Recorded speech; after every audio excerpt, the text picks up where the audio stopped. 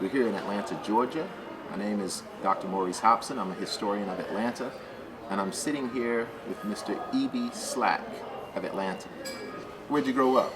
In Atlanta, Georgia. All right, what's your favorite food to eat? Well, my favorite food is fried chicken, Okay, collard green, all right, the candy yams, and the macaroni and cheese. okay. That's my favorite. All right, that sounds great. A good southern cuisine. Yeah. So we're here today to talk about Paschal's restaurant and hotel and its involvement with the civil rights movement. Can you explain to me how you met the Paschal Brothers and how you became involved with the restaurant and hotel business and club that they had? Well, back in 1947, my father knew the Paschal Brothers, and he met both of them, and he introduced me to them, and we used to go up there and eat a lot of times. And he introduced me, and I fell in love with the atmosphere and the way that they treated me and the way the food tastes, and I wound up later on working for them and just doing arts and things, sweeping the floors, washing dishes, anything that be done. Yes. So if you were born in 1939 and they opened in 1947, you were roughly around 8 years old, Yes, correct? uh-huh. Okay, so you did odd jobs for them. What do you think was the catalyst or the cause for the Paschal Brothers to get into the restaurant business? Actually, Robert Paschal watched his mother cook every day and learned her recipe. And his wife was very instrumental in helping him get into the restaurant business. He came to Atlanta and got a job at Jacob's Drugstore, Okay. which is actually located across the street from our original Paschal. Okay. And he asked the doctor there, did he have any work to be done? And the doctor told him, what can you do? He said, anything.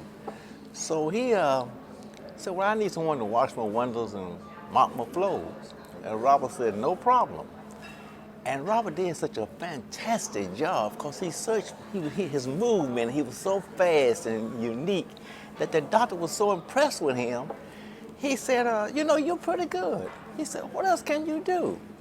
He said, I can fix milkshakes and grilled cheese and banana splits. And the doctor said, let me see. And he took the bananas and he would throw them up in the air and peel them. And he was so fast that the doctor said, I've never seen one work like this before. Right. So the doctor said, that's going to be your job. Mm-hmm. And Robert did that for quite a while, but he wasn't happy because of the way that what the kids at Marsh, Brown, Clark, Spelman, and Morehouse College was eating every day, all that junk food. Right. And he told his wife, and she said, well, what's the matter? He said, I just wish that they could have some of my mama's good old food. Mm. And she said, well, why don't you open up your own restaurant? And he said, well, we don't have enough money. And she said, we have a little save. Mm-hmm. And do you know they went right next door to Jacob's Drugstore and opened up a little small restaurant that held about 15 or 20 people. But they had a problem. Mm-hmm. When the people started coming, they didn't have a stove. They couldn't afford it. Right. Okay. So we didn't know what to do. So Mr. Roberts said, I tell you what, bring the orders to me in the kitchen. We did. He got on the phone, called his wife. She stayed about 15 or 20 blocks away. She cooked the food in her kitchen, put it in the taxi cab, brought it up in the back door.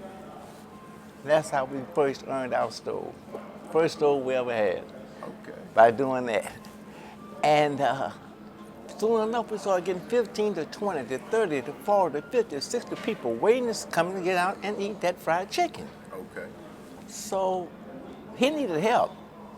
So he said, I got to call my brother James. And he and James grew up, they were so close. Robert was the oldest. Mm-hmm. And James had just got out of the armed service and just got married. And he was living in Cleveland, Ohio. And he was a Pullman Polar. And during that time, Pullman Polars made good money. It was a really good job. And he just got married to a young lady named Phyllis. Okay. And she was from Pittsburgh, Pennsylvania. And he said, James, I need your help. And James said, well, Robert, I'm doing pretty good. Said, I'm making good money, and I'm just getting married. He said, but you know what Dad told us? Daddy told us that whenever Paschal's in trouble, That's right. everybody must come running. So James packed his clothes, talked his wife and coming to Atlanta.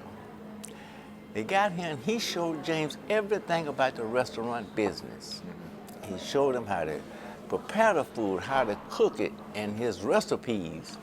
And he and James cooked that food together and served it behind the counter.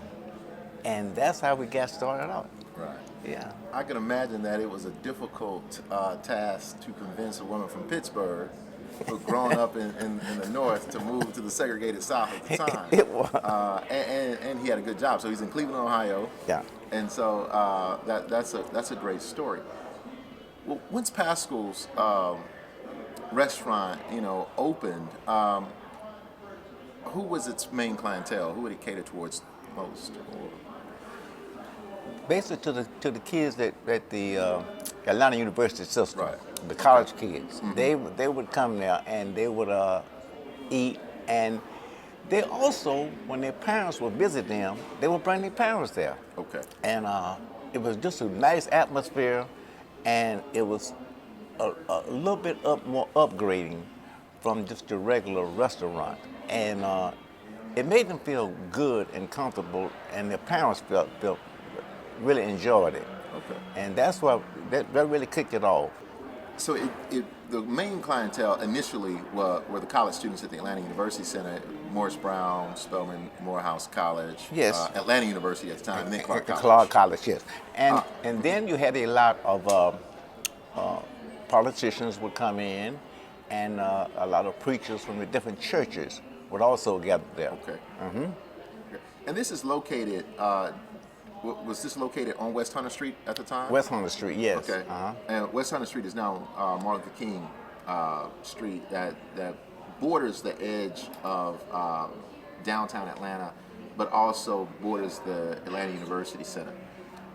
Now, one of the things that you told me in passing is you said that when the Paschals opened the restaurant, that they weren't necessarily trying to serve an all-black clientele. They wanted to open it for people. Can you talk about the things that the Paschal Brothers' mother instilled in them about people? Well, Miss Paschal, their mother, she, the brothers grew up picking cotton, and they only made 75 cents a week picking cotton. But the most hurting thing was when they would go with their mother to sell it, and they would only get such a small amount of money, and the way that they was treated by a lot of white owners, slave owners, and they just, it really hurt them. And their mother always told them, never hate. She said the most damaging thing to your lives and can hurt you more is hate. And she said, love all people, everybody. Find love in your heart some kind of way. And that really kicked it off for the brothers. They remember those things that their mother told them, and it carried all the way through their lives. Yes, sir. This is an interesting segue because what we understand here is the mother of the Paschal Brothers promoted the idea of humanity. And the brothers took it a further step by preparing food and feeding people. If you ever want to get to the heart and soul of people, feed them good food. And so with this being said, we want to segue into what is known as the modern civil rights movement. Oftentimes it is referred to as a human rights movement too. But there is legend and lore of Paschal's restaurant and its involvement with the American civil rights movement here in Atlanta. And can you talk about that? Well, when we first built the hotel, we had a beautiful atmosphere, and the hotel was beautiful. And it was about 6 stories high. And a young man came up to Mr. Paschal and he said, my name is Dr. Martin Luther King Jr. And we're trying to integrate the schools and the buses and the restaurants, but we don't have anywhere to meet.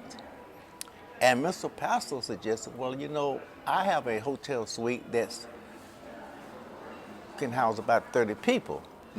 And Dr. King said, well, could we use your facility? And Mr. Paschal said, no problem. I just request you one thing, and that was that you can stay as long as you want and have the room as long as long as you eat my fried chicken. And Dr. King said, that is no problem because we all love your fried chicken. And that's how they started to meet there. And they met there sometimes for weeks and weeks in the rooms. And we fed them breakfast and lunch and also dinner there. What would be some of the issues that in the private chambers of Paschal's Hotel, what would be some of the conversations that Dr. King would have, and who would be in the meetings with him? Well, he would have Dr. Ralph Abernathy, sometimes Lonnie King, Julian Bond, Andrew Young, Mr. Lewis was there. You had different other preachers and people who was with the SCLC there were also there. Okay. Yes. And would women be there? Would there be a female presence there, or would it be primarily men? No, it was some women fighters also. I mean, freedom riders who was also there. Okay. Yes. All right. And what would be the conversations? I mean, would they plot, their next move in terms of what would be the next campaign, or? Yes, actually, their strategy and how they would go about to solve the problem of segregation. They didn't want a violent movement. They wanted to go as smooth as possible, but they knew that they could reach a lot of people by being nonviolent and could touch a lot of hearts to change around to their way of thinking. And Dr. King preached this a lot. And this is the main thing that they did, and they talked about it, and also getting the kids that was in college, in high school, to get involved. And it was a very difficult thing to do at that time because a lot of times it wasn't as pretty as you would imagine it's supposed to be. A lot of things said to each other, to the kids, and a lot of the way they treated them, but they stuck in there. And Dr. Keenan was right behind them, but they planned a strategy on where they would go next, what cities, or what restaurants,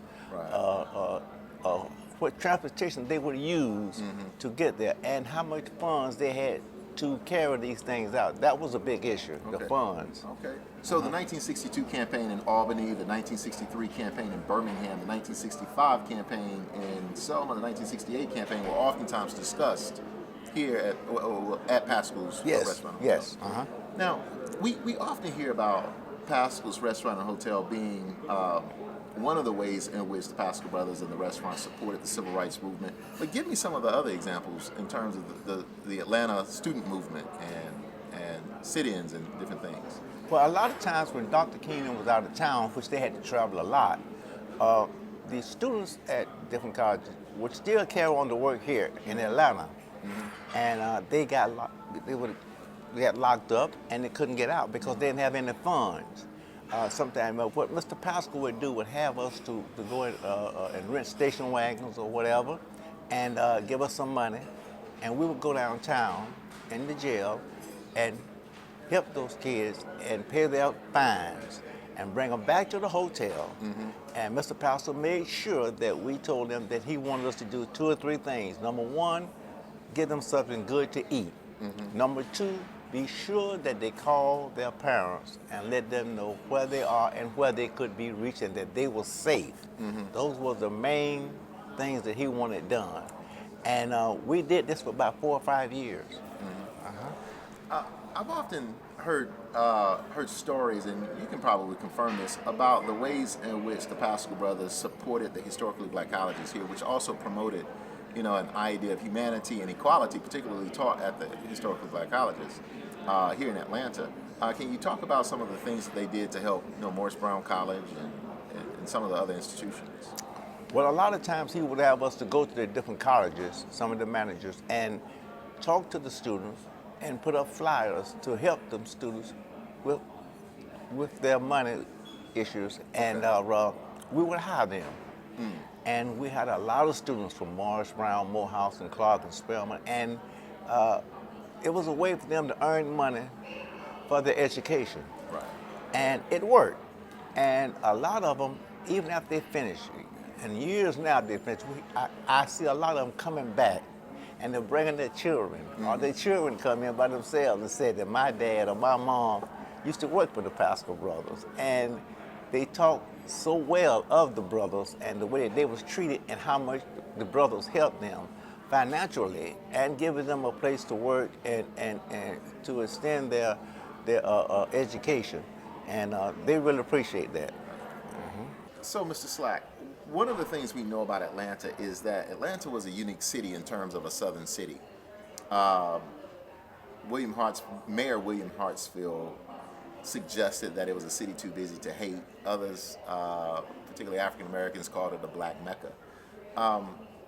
But can you explain some of the things that was seen as different in the city of Atlanta that you wouldn't see in places like Birmingham or Montgomery or Selma or Jackson, New Orleans? Can you talk about that?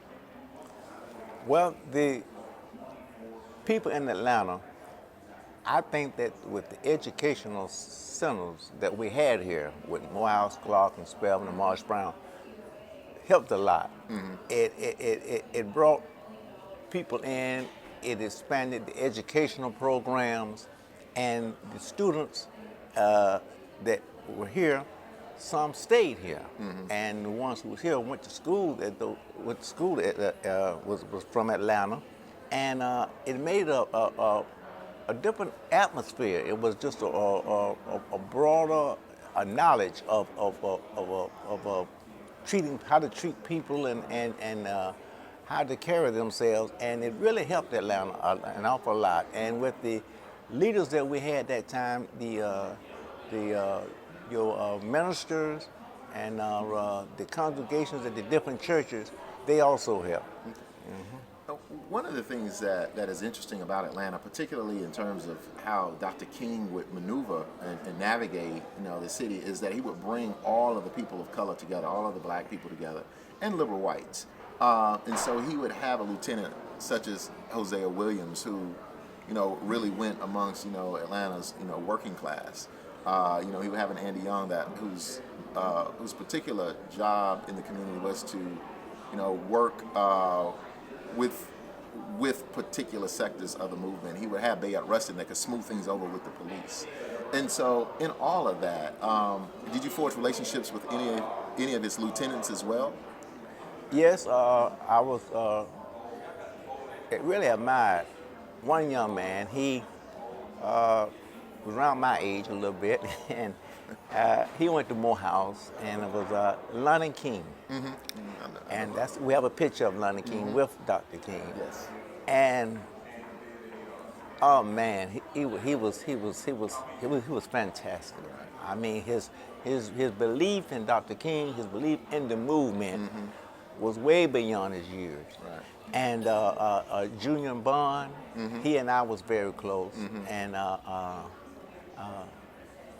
also met Andrew Young, who we still see frequently. He's here all the time. Yes, he and his family. Yes, sir. And his input and what he's doing now, he and John Lewis, is just amazing. I mean, if people could all over the world just listen to them and just to be in their presence, it's the most wonderful thing you ever want to see in your life. Yes, they certainly shed a lot of light on a lot of things that took place. Yeah. What's of particular interest is Lonnie King went to Morehouse and he was a student activist, but he also served as a major component of the NAACP here in the city of Atlanta, and did a lot of work, particularly around the student sit-ins and the Association for the Advancement of Black people. Can you talk about some of the other things that took place in Atlanta in terms of civil rights achievements? When the black police officers in 1948. Can you talk about some of those things? Well, yes, I think there was about 6 or 7 that was on the force at that time. They couldn't go at the police station and get dressed for duty. They had to go to the Butler Street YMCA, which is off of Auburn Avenue. Yes, sir. And this is where they had to go back in 47, and they would put on their uniforms, and this was basically their headquarters. During that time, they could not arrest white people. That's right. And but they was in the black community. But the black community was so proud to see these young men. They were well trained, they were well liked, and they were dedicated to their job and to the people in the communities. And this was this how it really started during that time. But it was a very happy time, and then it was not so happy because a lot of the community leaders was not happy by them having just a smaller role. They wanted a much larger role for them. I understand that. Talk about the issues of police brutality, particularly 1966, you have the Summer Hill riots, 1967, you have the Dixie Hill riots, 1968, you have the assassination of King, but the city of Atlanta does not riot. Or they do. The new term for when they talk about riots is urban rebellion, and what it suggests is that the people in a city are they are in such an oppressed state that the people, react in these particular ways. But when Dr. King was assassinated in 1968 in Memphis, can you tell me about what the Paschal Brothers did for the family and the different things? Well, it was a very sad day when that happened for us. The restaurant just stood still. Everybody they were just frozen in their footsteps. But we had a lot of people to come there and to stand up there and to sit down and try to eat. Some couldn't eat. Some was crying. It was a very sad day for them. But Mr. Paschal had us to play special music, just a different type of music, some kind of form to keep their minds a little bit off of what has happened, the tragedy that happened. And but the main thing Mr. Paschal and his brother told us was, you still have to carry on. And a lot of the students were working for us at that time, and he would tell them the things that was right to do and not to do. And by them talking to a lot of the students and employees that were there, a lot of things, a lot of hatred, or bitterness, or wanted to riot, it wasn't there. It was like you said, this was a city that was just a little bit hurt, but a little bit too busy to hate or to really destroy what they had accomplished. And we didn't have many riots, a few you had, but not large scales and nothing like that. Just a few incidents. But it was a very difficult time for the students and for the employees at Paschal's, and it was just hard to take at that time. So, with the work that Dr. King contributed to the Civil Rights Movement, Dr. King and others contributed to the Civil Rights Movement. What we have is the Civil Rights Act of 1964 that comes out of Birmingham that buttresses the 14th Amendment, which grants equal protection under the law and due process. And then we have the Voting Rights Act of 1965, which buttresses or reaffirms the 15th Amendment, which grants the right to vote. Atlanta, after black folk are able to vote, we begin to see a lot of different things going politically here. And so we see a lot of black elected officials. Can you speak on that? Can you talk about some of the black elected officials that you saw in infancy in terms of their activist work, their grassroots work, but then you see them become leaders of cities? Oh, yes. One I know is Maynard Jackson.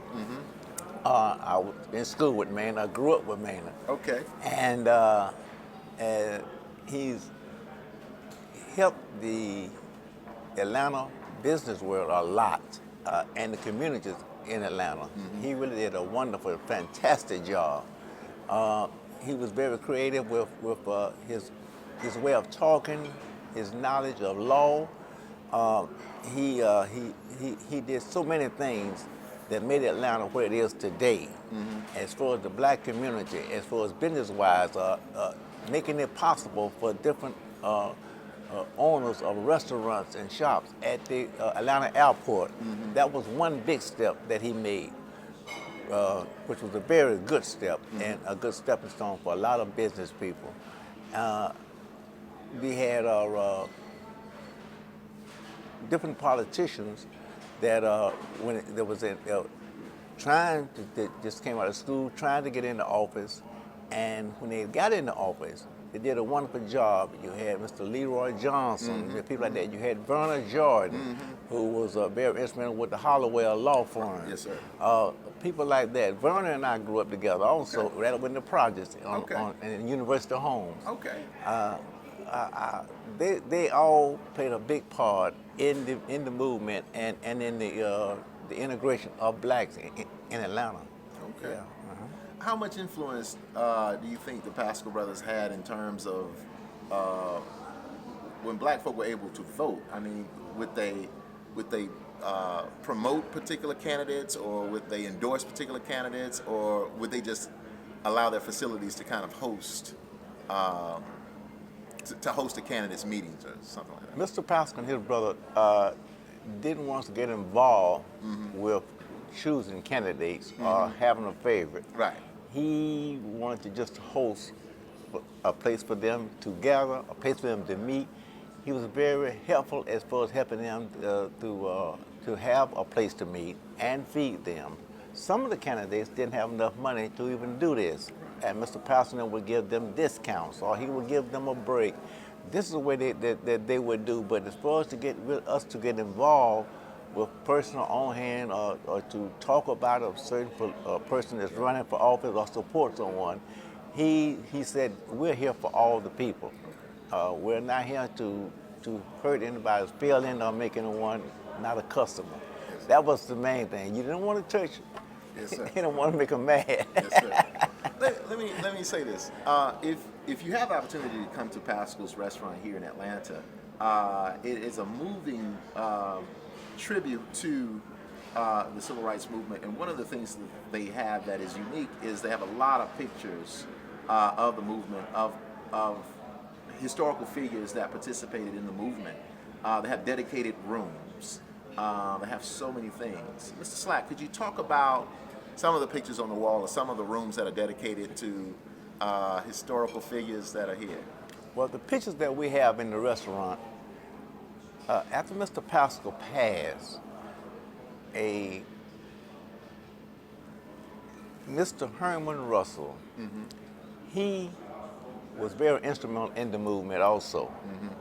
And he thought it would be a wonderful thing to have where Dr. King first started, where he first had his first meetings and things like that, and where he attended a lot of times to come and eat here in his family, to dedicate the history of the black movement.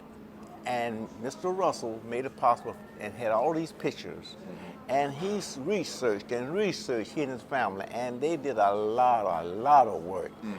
Sometimes he would come up here, Mr. Russell, and he would just be by himself and just think of what else he could do. And he had all these pictures taken and found these pictures. Some I didn't even know where he found them from. I mean, it was just amazing how he came up with these pictures of the movement and the different people who was involved with them and the contributions that they made to the movement. And he had all these different rooms. We had one room named after Mr. Robert and James Paschal, which features a lot of the different presidents that was involved with Mr. Russell and Mr. Paschal. Also, it also involves when Mr. Robert and James Paschal first started. Right. It shows pictures of them as they started and worked behind the counter, serving milkshakes and fried chicken. We have another room dedicated to the wonderful Atlanta man, Maynard Jackson. And it is our banquet room. And it holds about 117 people. And we have a lot of functions there, and everybody come in. They are so amazed about the pictures and about the story of Maynard and the different people who he associated with during that time. Then we have another room which you call our overlook, which features Dr. King with some of the people in the movement with him, and President Obama. It's a very historical place, and if you want to know anything about history or about the movement during those times, Paschal is the place. Yes, sir. People should come to Paschal. Yes, sir. Not just because we have that wonderful fried chicken That's right. and that macaroni and cheese, but of what we can teach our young people That's today. A lot of times we stray away, and they don't know their own history. Yes, sir. And you come to Paschal, you will find that history just by looking. It will change your whole soul or your whole meaning about life. And we just encourage and welcome all people to come. Yes, sir. And the last question, what would you say the lasting legacy of Paschal's Restaurant and the Civil Rights Movement is? The greatest legacy, should I say? Is that two young men, Robert and James, loved people so much that they gave their soul, their mind, their money, everything to the community. They was taught that way as a child, and it grew up within them. They want to believe, they want a place for young people to work, although they knew that this would not be a lifelong job, but it would be a stepping stone for them. Mr. Paschal said he had three things. He took it from a man named Vince Lombardi, who coached the Green Bay Packers, and he would say it sometimes to me. And he would say, you know, if you tell my employees these three things in life, they would be successful. I said, well, what are they? And he would say, number one, believe in your family. Your family is number one. Number two, your religion. And number three, Paschal's Restaurant. and I still do it today. Yes, I tell all the young people, and I will love them, and I try to show them, and we have books about the Paschal Brothers and Mr. Herman Russell.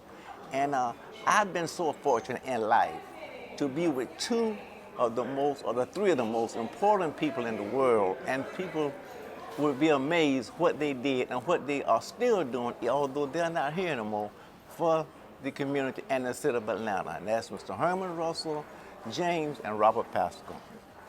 And with the last words, what we have here with Mr. Eby Marshall Slack is the sustenance of a movement.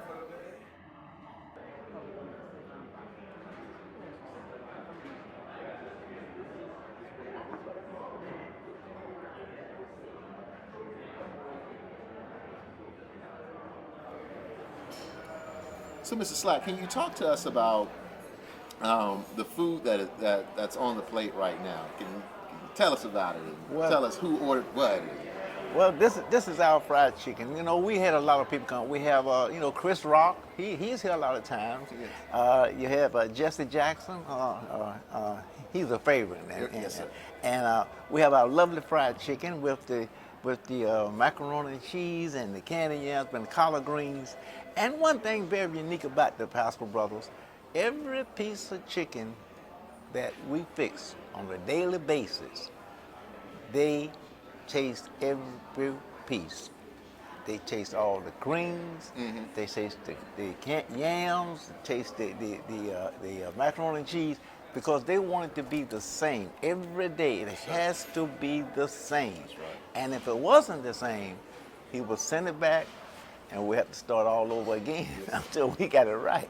But this is why our favorite, this is my favorite. Also, it's the favorite of a lot of the people that come in the town here. And like I said, the fried chicken and the macaroni and cheese and the collards. Can you tell me some? Of course, Dr. King liked it because that's what Mr. Paschal told him. Yeah. But can you talk about some of the other, politicians and famous historical figures that came in and that ordered the chicken? Because the chicken is known far and wide. You know, people sing its praises far and nigh. So talk about some of the other folk who want to experience. They come to the American South and they want to experience Southern cuisine. This is soul food. Yeah. We've had a lot of politicians come in. With the local politicians, and we had Andrew Young. He also loves our chicken, and he and his family is basically here mostly on our brunch, which we have on Sundays. He's here. We have, like I said, Jesse Jackson. He's a frequent guest whenever he's in town with the Rainbow Push or whatever. He's here, and you have Mr. Alana King. We also had Hillary Clinton here. Okay. Oh yes, we had her here, and she chases out fried chicken too. So I'm sure President Clinton tasted it when he was here. Well, has he been here? I know there's a picture of him with in the back. He has also been there. Yes. Yeah. That's an interesting segue, because one of the things you were telling me in passing before is that a couple of years back that the taste of the chicken changed, and we laughed about it because we talked about health consciousness. But can you tell us how it was prepared initially, and then what happens with it now? Not the secret. Don't give the secret away. Oh, no, you can't give the mojo away. Can't give the mojo away. But the way that we used to cook it, well, we used to use lard at that time. Now with the health conscious thing now going on, we have to use some like different type of oil, and we cook it a different way. But it still has our recipe, and it still has that taste. You can still you can still taste and see that, hey, I got to have another piece. Yes, sir. It's very good. Just one piece not gonna do it. That's right. Great Southern cuisine. Yeah.